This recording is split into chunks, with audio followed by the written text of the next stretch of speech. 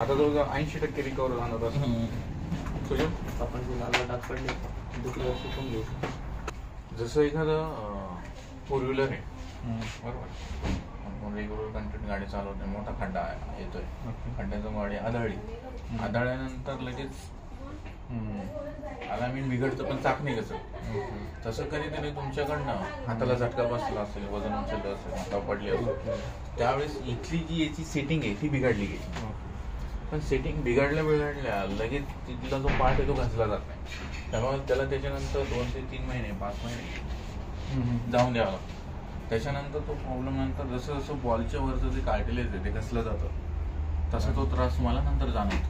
आता तुम्हाला त्रास कधी जाणवला? ज्यावेळेस तुम्ही त्याच्यावर झोपले गेले, लिमिटपेक्षा जास्त वजन उचललं गेलं, लिमिटपेक्षा जास्त लोड आला, त्याच्यात त्या ठिकाणी सूज वाढली, सूज वाढल्यानंतर ती कमी झाली म्हणून तुम्हाला तो त्रास देतो. शरीराचा एक नियम असतो, दिवसभरात तुमच्या 1000 सेल्स डेट होता, रात्रीतून त्या परत रिजनरेट होता. पण तुमच्या अलाइनमेंट किंवा बॉलचं व्यवस्थित नसेल, पण दिवसभरात तुमच्या जर 1000 सेल डेट झाल्या तर रात्रीतून त्या प्रमाणात तेवढे ते रिजनरेट होत नाही. म्हणजे तुमच्या जर 1000 सेल डेट झाल्या पण तुमच्या बॉलची शोल्डरची रिजनरेट करण्याची सायकल आहे ती 500 सेल्स रिजनरेट करण्याची. पण मल्टिपल डेज तुम्ही जर 1000 सेल डेट करताय तर जिथचं रूपांतर गॅपमध्ये होतं, म्हणजे फ्युजन शोल्डर होणार तुम्हाला. जर आत्ताचं अलाइनमेंट त्याचं व्यवस्थित नाही झालं तर फ्युजन शोल्डर पाहिजे तुम्हाला. म्हणजे आता तिची ती सुरुवात आहे. सगळं सांग, याला आपल्याकडे 3 दिवसांनी फरक पडेल, 10 दिवसात कव्हर होईल. याला तुम्ही ट्रीटमेंट जरी नाही घेतली तरी तुम्हाला 80% फरक पडेल. म्हणजे कसं ते सांगतो, उठताना बसताना डावा हात खाली नाही टेकवायचा, तुमचा खांदा दुखतो ना बऱ्यापैकी, उठताना बसताना तो हात खाली टेकवायचा नाही, त्याची झीज होत नाही, त्याच्यावर झोपायचं नाही, त्याच्याने झीज होत नाही, हाताला झटका द्यायचा नाही, त्याच्याने झीज होत नाही. बस ह्या 3 ते 4 गोष्टी तुम्ही 1 महिना 2 महिने किंवा 3 महिने जरी पाळल्या, तुमचा निसा शोल्डर न काही करता तुमचा बरा होतो. असं या गोष्टी लक्षात. म्हणजे आपली बॉडी ऑटोमॅटिक असं काम करते की जो पार्ट घसला जातो तो ऑटोमॅटिक रिजनरेट करतो. फक्त ते आपल्याला समजलं पाहिजे आपल्याकडनं काय चुकी होती, आपण त्याला काय करायला पाहिजे, आपण काय करतोय हे जर आपल्याला समजलं तर आपली बॉडी ऑटोमॅटिक रिजनरेट डेव्हलप करते. पण हेच कोणत्याही प्रकारचा डॉक्टर सांगत नाही पेशंट. तो काय म्हणतो, पेन किलर खा, गोळ्या खा, जा घरी, बरोबर. पण हे जे मेन रिझन आहे हे तुम्हाला आयुष्यभर लक्षात ठेवायचं की तुमचं झालं काय, कशामुळे झालं आणि कसं बरं होणार आहे. हे जर तुम्हाला समजलं तुम्ही आयुष्यभर माझ्याकडे कोणत्या डॉक्टरकडे जायची गरज नाही. असं आता आपण त्याची सेटिंग करू, त्या सेटिंग झाली की बरोबर करू फालतू झोपा. आणि सगळ्यात महत्त्वाचं कोणता डॉक्टर, बोन स्पेशलिस्ट माझ्याकडे शोल्डरची सेटिंग करत नाही, फक्त तो पेन किलर खा, मल्टीविटामिन खा, झीज भरण्यासाठी थोडंफार गोळ्या देणार, रिलॅक्स.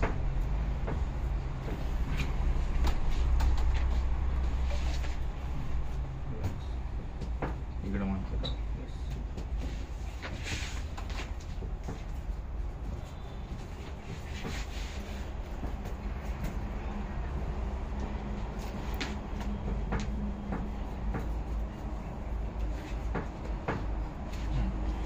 इकडे पडते,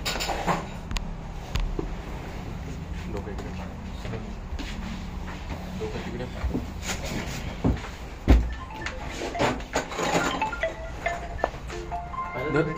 तुझे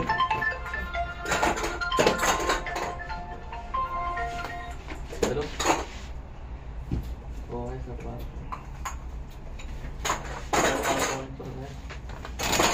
अंडीला सोडा एकदम. आंबट वगैरे खायचं नाही, आंबट खायचं नाही, आंबट खायचं शिकून घ्यायचं. आपण गरम पाणी आणि आपण स्पॉट 3 दिवसांनी आपण जे डाग 3 दिवसांनी जातो. मला नाही कळालं. अहो आंबट ना खायचं आणि चॉपांचे डाग पडले डाल आपण चॉप लावले ते दुखलं ते डाग 3 दिवसांनी जातो.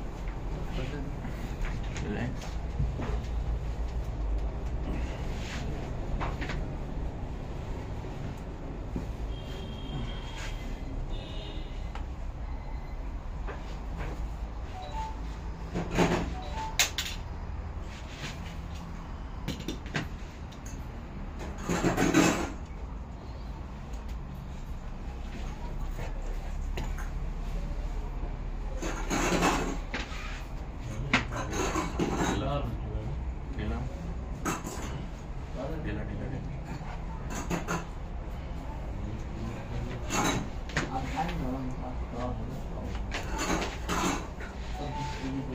हा, ढिला.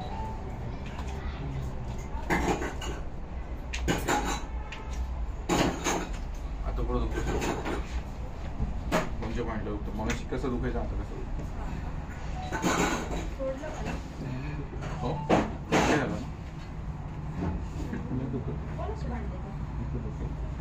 थोडं